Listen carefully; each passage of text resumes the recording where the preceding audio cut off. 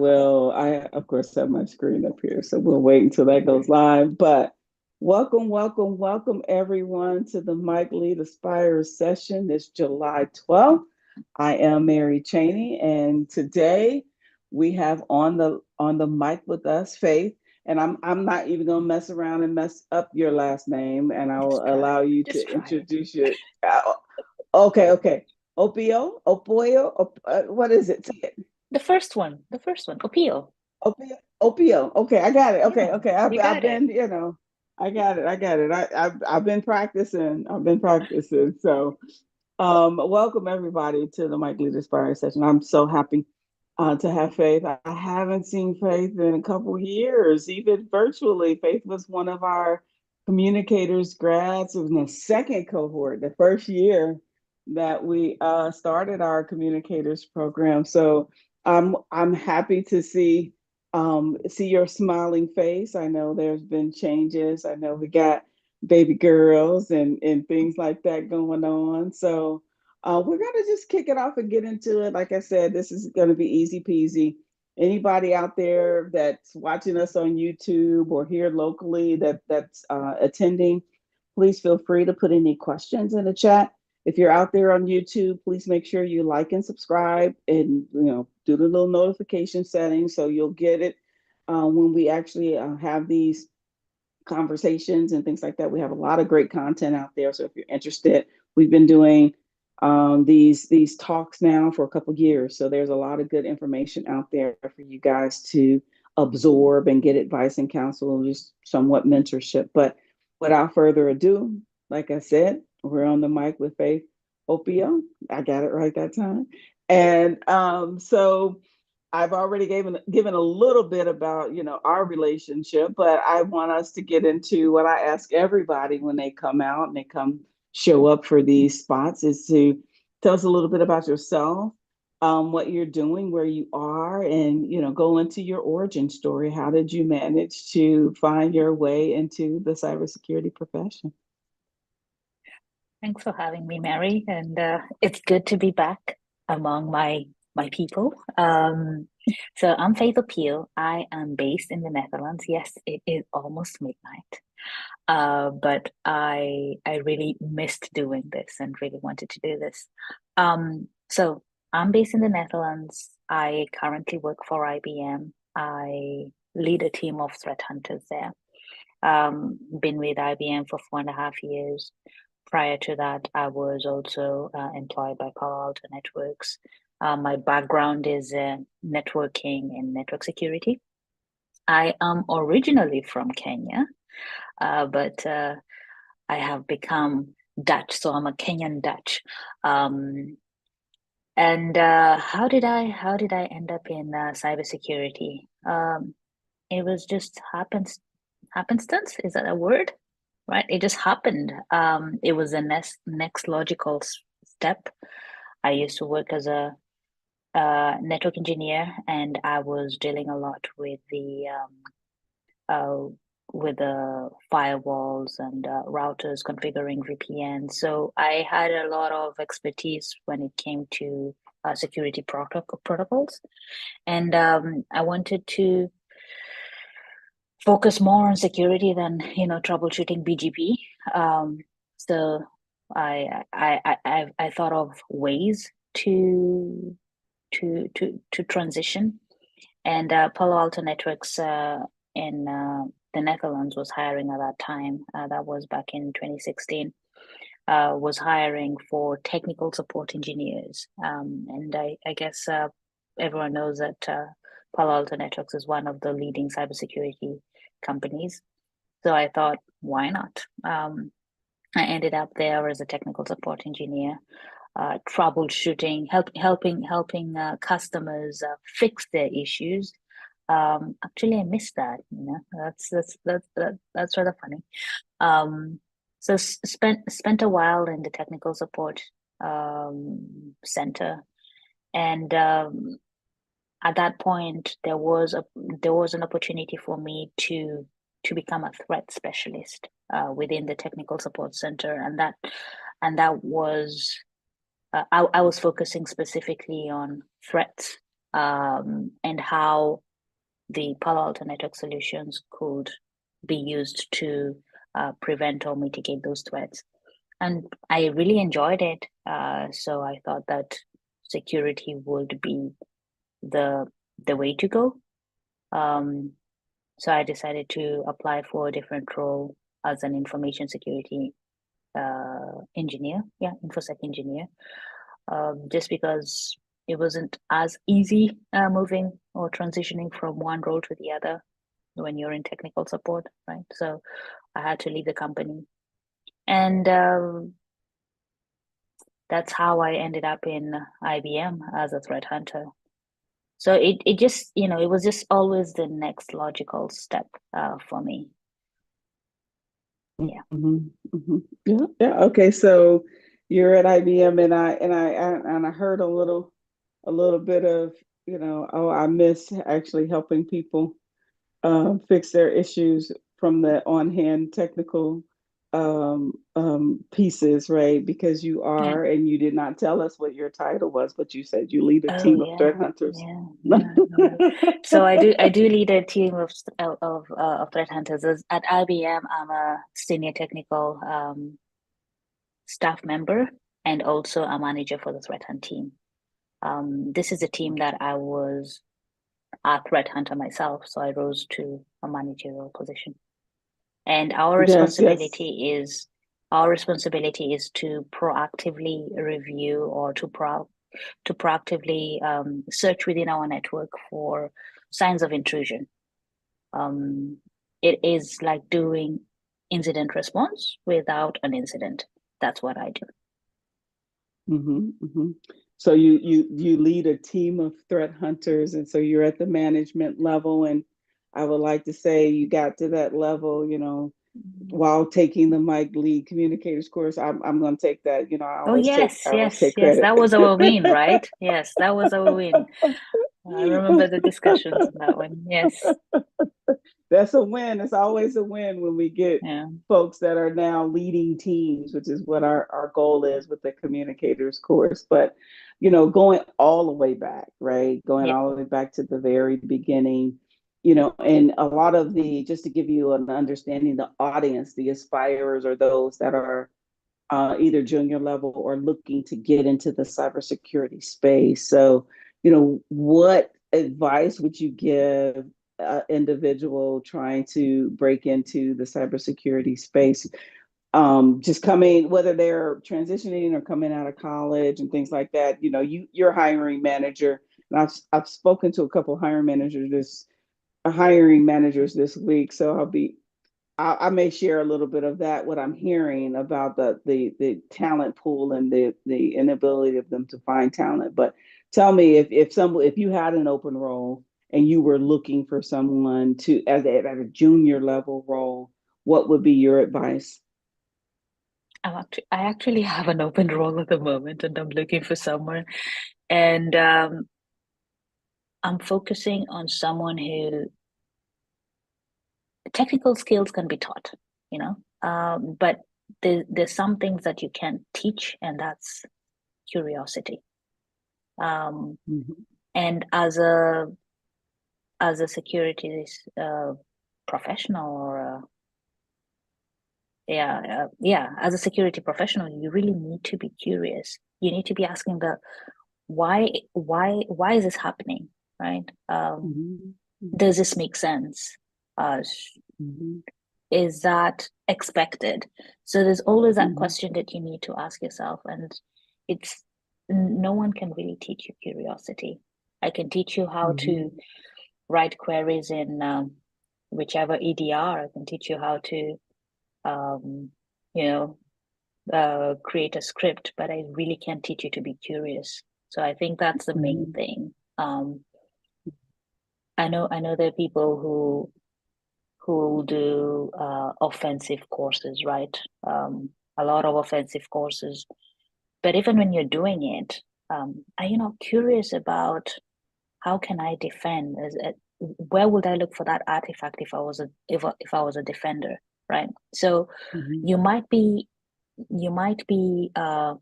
um, what are they called, a pen tester, and you want to move into a defensive role, or you Hmm. might be a security administrator and you want to move into a defensive role. You should be asking yourselves those questions right now. You Hmm. should show your curiosity, and that is really attractive. That's the main thing.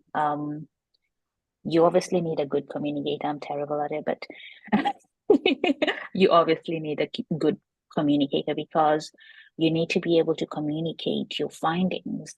You need to be able to communicate why is this important.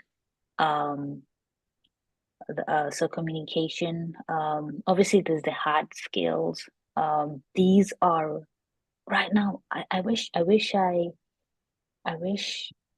I started my journey around this time because there's so much out there, right? You can tell ChatGPT, please just create me a very short course, cybersecurity 101, and it'll give you everything. Um, so it's a good it's a good time, and it's also a challenging time. It's a good time because you have all the resources in your hands. It is challenging because you need to be able to focus, right? And it's Yeah. very hard to focus when you have so many different, you have pen tests, hack the box, you have, I don't know, um, all the blue teaming. So it's very difficult to focus, but if you stay focused, um, I think it's a very good time to be wanting to move to cybersecurity.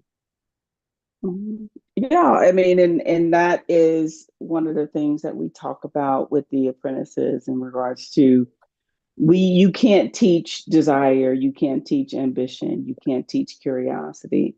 And one of the downsides of AI and Chat GPT, as you pointed out, is the lack of ability for some professionals to actually put together real resumes, right? I was talking to a hiring manager, and this is you'll start to hear me. I'm incorporating this into our marketing, right? The machines are talking to the machines. So I was talking to a hiring manager this week, and his complaint was that he was getting these resumes, these amazing resumes Mm-hmm. from individuals that were, and then get in the interview and they know nothing. You ask them a question right beneath the surface and they can't answer. So it becomes obvious that they are using the machine, so, for years and years and years, and this is funny to me because, folks will say, well, I've applied for this job, and then they have the algorithms on the back end of these employer sites that are, missing, and they're actually not pulling talent to the top. And now you have the talent that has the job description and they have the algorithm too that can write the perfect resume for the role. But then when you actually get to the interview, I didn't buy you that. know, they don't they don't they That's don't not what I know. bought, right? And, yeah, and it's so interesting because the guy was saying, he was like, Mary, I'm in the interview and I'm asking the talent a question, and he said, it's obvious that they're typing the the Yeah. question Yeah, they into do that. Mm-hmm. ChatGPT, and they're reading the responses as if, I can't see them typing. I've actually It's had one so, like that. you did I really, had, babe. yes, Oh my God. I had one like that. And I don't know, during the interview, I asked, are you typing? Mhm. Yeah, I just asked. Because it's, I mean, yeah, and so for the hiring managers, of course we do something completely different, but for the hiring managers out there, it's like, so how do this takes up your time, right? And so you yeah, get on the call with talent that has beat the algorithm because they're using the same technology to write the resume that you use to write the job description. And they're getting, it's like, that's just a complete waste of time. So, no, you know, yeah, I'm I'm I'm I'm coming up with some slick little marketing things on that, but because of course we train our talent. That's the difference between what I tell hiring managers all the time. I said, I'm not finding talent out there. We create our own talent, and for that, that's the reason why. It's because I can say, or I can tell you what somebody, the level, because we are developing through apprenticeship programs. We develop through the Mike Lead programs and things like that. So whenever I get a job description on the talent side, or whenever I get a rec on the talent side, it's easy. I just source from the Mike community. Like I know these people. I know they're real. I know they're not Yeah. bots. Plus they can BS, right? Because you know their level. Exactly, Yeah. exactly. It's like, yeah, no, and some love me for it, some hate me for it. I don't want to. I'm not trying to be a gatekeeper, but in trying to understand younger professionals, and there are folks out there that are been trying and trying and trying to get in this profession and can't. But then, like I said, you have folks out there that are using technology to write resumes, and they're getting the interview, but then the hiring manager gets frustrated because it's like there's no talent out there. Well, Yeah. the talent is out there, but anyway, Yeah. Yeah. anyway. And the worst So thing, and the worst thing is there's no talent, so there's no substance, but the pay that they will ask for is over here, and you're like, how do I even start that conversation? Anyway, it's like, oh, I want $200,000 for knowing absolutely nothing, right? It's even like, above my really. pay grade. It's like I don't even get paid that much, and I run the team. What are you talking about? And we can go off on a tangent on that, because of course I deal with the talent all the time. Um, we did have a question from someone Okay, that says, "Do you use Chat GPT or AI as a threat hunter?" that's a good question. So at IBM, we do have our own AI, and that I use. I will not Mhm. answer the question whether or not I use ChatGPT because I use ChatGPT It obviously, but says as it a says or a it says or AI, not yeah, just Chat yeah, GPT, or not just Open AI, not the competitor. We ain't yeah, gonna box faith into no issues yeah, here. yeah, exactly. Um, I think I, I honestly think that there's been a lot of discussion about roles that will disappear, right? Mhm. Um, and I don't think that AI will replace people who can use it, right? So Mhm. every one of us should be using it because it Mhm. does help in productivity. Obviously, you need to follow your company's guidelines um, because there are risks. But from a personal level, I can use it so long as I'm not adding anything to my I'm not adding anything to my company in there. Any risk, any additional cybersecurity risk, or Yes, you always want to follow policies and procedures, and your company should of be course. able to provide you with guidelines that where you can and cannot. But when we start as a threat hunter, and utilizing that you would have to, I think, just to you know take away that vertical, right? It becomes when you're looking at cybersecurity holistically speaking, there are ultimately a bunch of verticals that are in the profession. And threat hunting being another version of that. But the use of AI, and in my opinion, when it comes to technology is important, but when it comes down to faking it till you make it. And then that's what I'm looking at it from. That's my purview right now, which is because we just had a role that came our way for our apprentices, and I told them to write a paper. And I said, you need to give me a 2 to 3 page writing sample. And we have our own AI bot. Name is Kai. And so I said, and I'm going to put the questions that I'm asking you into our AI bot to see what it spits out. So you understand that if you use this technology, that I will know. And so, and I read all the stuff that it spit out, and I said, but it sounds like a robot, Yeah. right? It when I read the responses that it gave to the questions, it's like, but there's no substance to it, right? It just sounds like a high level robot. And it's like, okay, but there's no experience behind it. And that's from a talent perspective, that's the most important thing. It's, I can teach you how to use the technology, but if you don't know how to do what you say that you're doing, right, and then asking for all of this money, we don't have to go down that rabbit hole. But it really does. When I was reading through all of those pages, I said, but it doesn't. It's no substance to this. This is just Yeah. a summary. It's a summary. Yeah. Yeah. Yeah. And And sometimes what makes you'll ask a question, you expect a short answer, but ChatGPT will give you like the whole history of your mother and grandmother and stuff. And can you summarize? Okay, I guess that comes. I need to improve my prompt engineering, but still, yeah. Yeah, there you go. But you know what? I asked ChatGPT. I put in there, who is Mary Ann Cheney? And it actually spit out a really good summary of who I was. And I was like, That's okay. I good. said, you did pretty good. You're That's pretty good. good. I said, Yeah, the information that I'm putting out there that you're learning me. But anyway.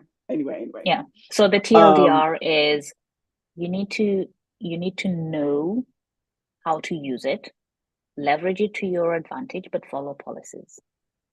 mhm, absolutely. Absolutely. So getting into the fact that you're a leader and you're a minority leader in the space. And, can you give me a sense of what's your biggest challenge, or what's your biggest challenge has been in your career as it relates, because you are in of course, when you become a manager, you're not hands-on technical anymore. You just, I still do. looking. I still try to, but it's difficult. Um, Challenges. Um, Time management can be a very big challenge, and especially Mhm, also as a working mother, mhm, right? mhm. It's the time is not your own anymore. As an individual contributor, my time was my time, right? So I have like my 8 hours, and I would easily plan it. But now it's time for everyone else but yourself. That has been a challenge. Um, I have to be very cautious about what I can say because I'm live.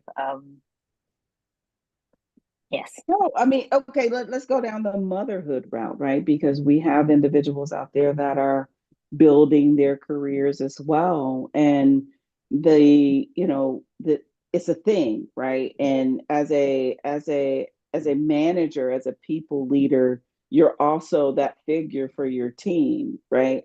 So you're the counselor, you're the mentor, you're the coach, you're the Everything. support. I'm just saying, Everything. you're everything. And then you have motherhood, and a new mother at that. So, what has been that like in transitioning, as having a toddler?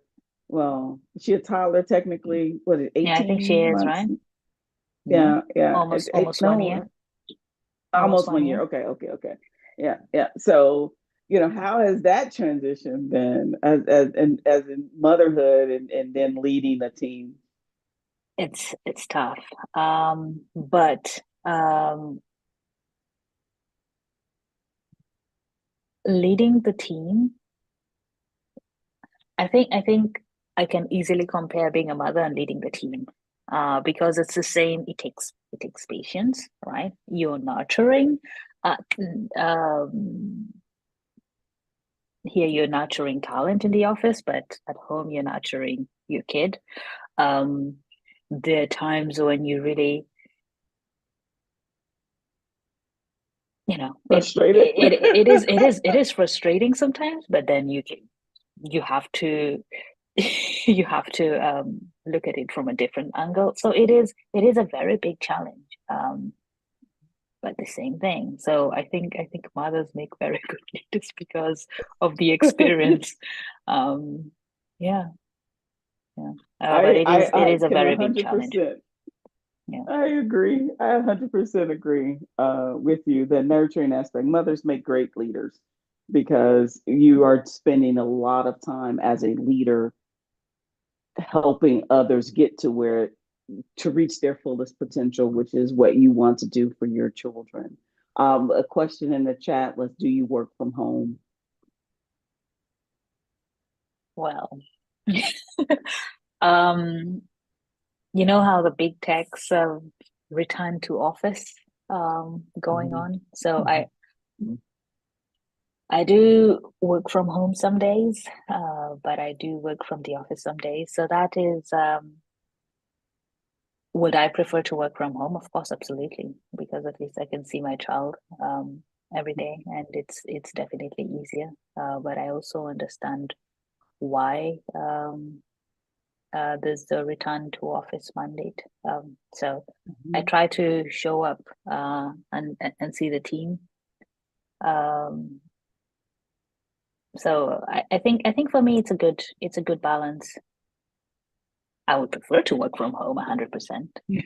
But it is a hybrid role for me. Yeah. Well, Yeah. I guess understandable. I mean, and that's my sentiment when I talk to hiring managers. The whole return to office thing is a thing, right? Yeah, and And it's a I big try to. the big tech, right? As in Uh-huh. if you're gonna work Hmm. for big tech, Hmm. Hmm. you're doomed. So, so as it relates to your own personal journey, Mhm. okay, what is the most useful tool in your arsenal when you are in working in corporate spaces and reaching the executive level? I I'm not an executive, I'm a manager. I'm just a first line manager. However, I understand the question. Um, I think I'm bold. I'm not afraid of saying I do not know. I'm not afraid of asking for help. I'm not uh, afraid of calling bluff bluff. Um, I think, yeah, I think being bold is something that I pull a lot. Mm-hmm, mm-hmm. Bold meaning just being having the courage Having the uh, courage, to to speak truth to power. Is and that what also you just mean? having Or the just having the courage to speak truth to power, and also having the courage to do something, even though I know that I am completely scared of it. mhm. That's really great. And that's the sign of a good leader. And because you're gonna have to oftentimes lead within ambiguity, right? It's not Yeah, gonna be very clear of what the yeah, results are gonna be and whether you're comfortable or not. yeah, You still have to, as a leader, make a decision, right? yeah, yeah. And especially if you're a first line manager, right? Sometimes it's not necessarily up to you. You just do. Yeah, yeah, yeah. I mean, okay, you do have another one. If you hired a junior or technically inexperienced person on your team that you felt in the interview was worth mentoring and training, what would you expect of the employee in the first 90 days to 6 months? So, and I normally, okay, so I have hired a junior, um, and it was because of how the candidate conducted themselves during the interview. I'm trying to be very vague about the um Mm-hmm. about that.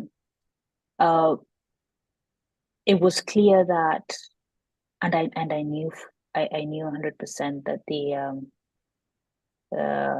the hire did not have threat hunt expertise, which was what I would ideally have wanted, right? So yeah, I was going for a professional hire. Uh, but the talent carried themselves so well, knew a lot of other things, other skills, transferable skills that I felt would have been useful to the team. And the talent did exhibit curiosity. They were clear about what they did not know. They were clear about how they go about learning things when they do not know. They were clear about where they would need help. And I have zero regrets about hiring them Mhm. because No, I they mean, proved to be like one of the best hires that I've had. mhm. Yeah. Yeah, I mean, listen, guys, ladies and gentlemen out there, that's an important point when you are in these spaces, when you're trying to transition, when you get an opportunity to really interview for a role. Don't fake it, don't lie, don't use AI. Be honest, because I honestly never hired for certification. I didn't even care. I could care less because within each organization that I worked for, I knew I had to teach them our environment. So it doesn't matter what you come in the door with. I'm going to have to deprogram you based on what is actually happening within this corporate environment. And Mm-hmm. healthcare was different than banking. That was different. Where else was I in media? All these organizations and what they do have their own culture, and within their culture, that determines their risk posture. That determines the tools that they have. So it's like I hired strictly for passion. If you could Yeah. show me that I, Miss Mary, I will learn as quickly as I possibly can, and I will dive into this, and I would give them all the tools and resources. I remember I brought Sands to the J&J offices and sat my whole sock and took the entry level cybersecurity certification, and I paid for the first Yeah. certificate for their first try, right? And so you can tell based on whether or not they took advantage of that, Yeah. where their passion is. And I try to get younger professionals or transitioning professionals or people that are unfamiliar to corporate spaces to understand you're being assessed from the moment you actually interact with that person, Yeah. right?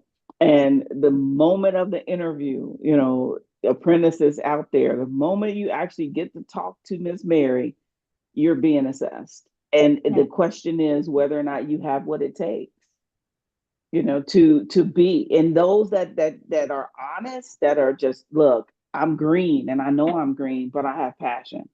Yeah. It's very clear to see, right, for those that are out there. And once we have to beat the AI bots and all those other things to get you to interview, it's very clear, when someone really wants it. And that honesty is a part of it. So Yeah. Yeah. so And go I ahead. just wanted to add, it was actually very interesting how I came across that candidate because that was a CV that I would not even have picked up, right? So I want to point towards the importance of having someone who can speak for you sometimes, right?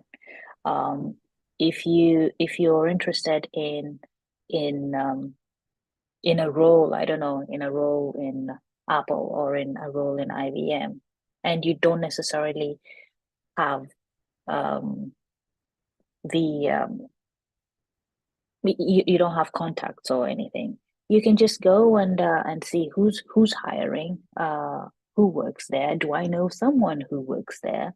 And maybe ask them whether they could recommend you. So anyway, that particular talent, I was A manager knew that I was hiring, and they were like, "Hey, there's this person who I was mentoring. Um, could you just interview him? The person is interested in the role. Could you just take a look?" And that's how I ended up picking up that resume. So it's good to network. It's good to have someone who can speak for you, and that is possible if you're networking and you're building relationships, right? That's what I wanted to add. No, thank you. You know, like I said, that this is advice and counsel, and that is a great point, Faith, because a lot of times I think that people don't nurture those relationships, right? And I see it in the apprenticeship cohorts, right? People are still transactional. They're not trying to build a relationship. It's more so, what can you do for me? Even though we're investing thousands of dollars per apprentice, and there's nothing that they have to give up from a financial perspective. It's still, well, it's entitlement. It's like, well, what else are you can do? What else are you gonna do? And it's like, okay, well, y'all don't know me very well. If you Snap knew out me of that. very well, if you knew me very well, you go to the bottom of the list of people that I'm trying to help. But that whole being able to develop and nurture relationships, because I will tell anybody, and it doesn't matter if it's recorded or whatever, every role that I received in corporate America is because I knew somebody. And a lot of job roles in cybersecurity, because everybody wants to get into it, most of them aren't really posted, right? It is I need somebody to vouch for this person, and because I've had roles that they were like, this role is not open, and then they opened the role after they've given me, That's very common. they said, okay, well, go out, yeah, go ahead and apply for this role. We're going to keep it open for 24 hours, and then we're going to close it, Yeah, right? yeah. They And create the role for you, right? As in they create the role for a specific person, and you apply. You're told to apply, and yeah, and that's it, cool. right? Yeah, And I don't think a lot of professionals really value, or the nurturing of a particular relationship. It may not be immediate. The cybersecurity journey for any professional is not immediate, especially if you're transitioning, if you're coming in green. It's a a marathon. It's not a sprint. yeah. And as soon as you consider it to be a sprint, and then you hit a roadblock, that's what. And I don't know, Faith. I'm in the U.S. You're in the Netherlands. And I would want to know from you, from your advice as a leader, right? The challenge that I see with what I would call the 42 and under crowd is that they lack the necessary resilience. They've been told they've been great for so long, and then when they receive negative feedback, it's just destroys their confidence. Do you see that as well? Absolutely. Yeah. I think they just sometimes I have a feeling that they just have never been given feedback, like actual feedback. They're used to Uh-huh. being given positive feedback. And so when you give any critical feedback or critique, then it's misunderstood, completely misunderstood. Um, Mhm. And then yeah, they become disgruntled. Like, it's yes, like they're mad at you for giving them constructive criticism. And me, I'm an Xer. I tell everybody I'm an Xer, and I have a different, even at the conference when we did the panel, it was like, buck up. I mean, you're gonna have to learn to improve. Nobody's great. And I tell my kids that all the time. You didn't learn to walk when you decided to get up. no, You had to fall so many no, different times in order to learn to get up and walk. You didn't know how to use the bathroom just immediately. It's a process, right? And so to expect that this cybersecurity career that you want is just going to happen just because you want it, it doesn't work like that, especially if you're not coming from a background where you've been in these spaces. The corporate America space is just different, Yeah, right? yeah, And it takes that, I don't know, that resiliency, right? I mean, we all experience challenges in our career. You know a lot about my history, so and that was shared with you in the communicators course. But it's not something that should keep you down. And I yeah. find that the generations, the younger professionals, they get so, it throws them for years at a time if It they does. do something and it's not successful, and it's like, oh my god, can you just get out of your own way? Get out of your own head and take it as a right of improvement. I mean, I'm pretty sure the folks that, I talked to the folks about their papers this week, and gave them my feedback, and I it is what it is. It's feedback and what they can do and what they can do better. Some of them took it and was like, "Thank you so much." Some of them got quiet and everything like that. But They're it's just never gonna interesting. talk to you again. Probably not. I don't know. I don't know. I don't know. But I mean, again, as that leader, as trying to encourage that talent, what are some of the things that you're seeing that younger professionals can really do better, besides the networking, the resiliency, which we've spoken of, you know you're currently looking for someone, and everybody on the phone is probably, and on the Zoom and on YouTube's going to apply. They can go out there and look for whatever job you're talking about. But what are you looking for, really? Um, Culture fit also, right? You need to be able to work with that person. So it's the personality of the person is really important. So normally I'll have the candidate even interview with the team.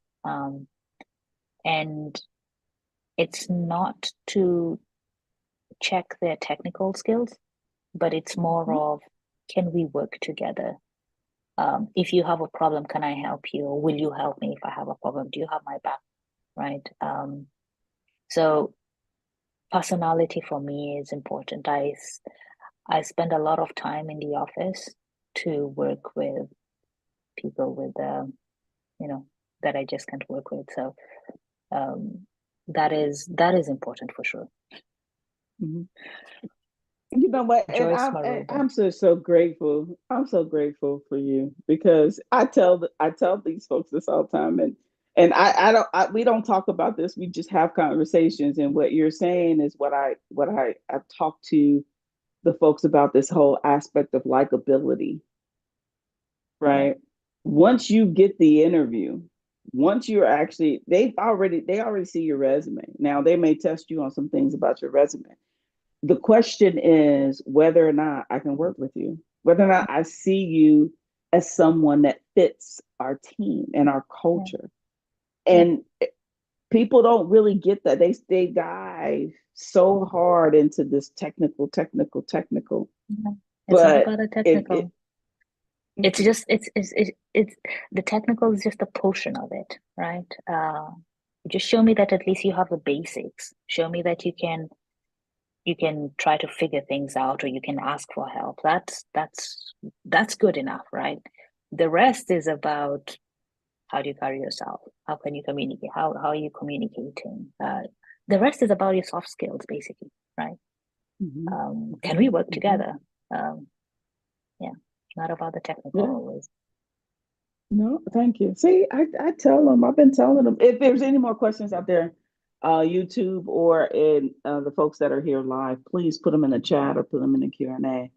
We can continue to have this conversation. And I don't, the last question is, what's next for Faith? As you What's next? now, okay, from a career perspective. I mean, understanding that you have, the baby, right? And so Yes. sometimes that kind of everything else It kind of stagnates everything. Um, what's next for Faith? I think the answer to that lies on what do I value? I value personal growth, right? It's not about moving up band-wise or moving up to an executive role, becoming senior. It's more about, am I growing in my role? Am I learning something new? And when I feel that I am not learning something new, um, can I learn something new in a different role within the environment that I am in? Am I excited by the opportunity that I see? So my answer is never clear cut about where do I see myself in 5 years. I don't know. I didn't see that. If I was to go back in time when I was in Kenya, I wouldn't have even thought that that I would ever work in the Netherlands. So I don't have such ambitious goals. Um, it's just I would like to be in a role that I am learning, forever learning, um, that I am happy, that I am surrounded by people that I find interesting. Um, I never want to be the smartest in the room because it means that I'm in the wrong room. So, what is next for me? I don't have a specific role. I would like to remain within my company because I love my company. But only time will tell. So long as I stop learning in my role, in my current role, I would like to move to a role that I can learn in. Mhm. I haven't necessarily decided whether or not I want to continue being a people leader or go back to individual contributor. I think Mary, you've probably been in that crisis before. But No, actually, no. But never. I'll answer that. No, actually, Mm, I love, which is Mike and Mike talent. I love developing talent, yes. right? And so being able to pass along all my information, all the things that I know to others to help them be successful. That's That is the that's what I advantage. love to do. That's me. And so it's like, do I need to go and forensics and go back into my computer No, forensics, no, my no, FBI background, and be technical? I know, no, no, no, no. I get My my brain pleasure cells are from dead, watching right? others. My I brain get my cells are dead. pleasure from watching others be Yes. successful and Yeah. providing them that opportunity to explore their goals and their dreams. Because I'm extremely happy. I'm in the golden phase of my life. Everything is sunshine and rainbows for me. Yeah. Yeah. So now, I mean, but the whole people leader versus individual contributor things, yeah, when I was transitioning out of the sock. I hated, the on-call thing, the 24/7. Yeah, the Yeah. team lead that when there was a problem, I was the first person they would call, regardless of what time of day it was. Yeah, Yeah. when I moved from J&J to Comcast, I went back from a people leader to an individual contributor just because I didn't want to be the person that they called all the time Yeah. when Yeah. there was a That is. problem, when the hackers were Oh. doing bad things. Yeah. Yeah. So I find I love the fact that you can impact talent. I think the challenge will be the HR administration stuff that can be challenging with a small one. But so my next role will be anything. Yeah, Anything so long that as I am that keeps growing. the fire burning. Yeah, Yes, yeah. Okay, we exactly. have a hand raised. Let's see. All right, Joyce, Good what's the question? afternoon.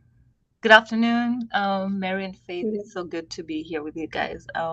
And I'm very proud of you, Faith. As a fellow Kenyan, I'm proud of you. Habari. Mzuri sana. So, question. I'm one of the apprentices with Mary's Mike Talent program, and recently I've been curious about threat hunting. How does one get to follow that career path? We're still newbies here. I've done technical stuff in IT, but not in cyber specifically. But I've been getting that pull that I want to be a threat hunter because I like investigating things. What would you advise somebody who's interested in that line? You like investigating, meaning that you are I have that interested in curiosity. Yes. I you're had you interested in cyber mention, detection and yes, not yes. necessarily, but not necessarily the role of a threat hunter. So, pretty much want to know what it entails. Is it, because I know you mentioned you look for threats without an incident, so it's not an incident response per se. Um, Yes. so do you look for indicators of compromise and stuff like that, or Okay. just curious? So Yeah, just curious. yeah.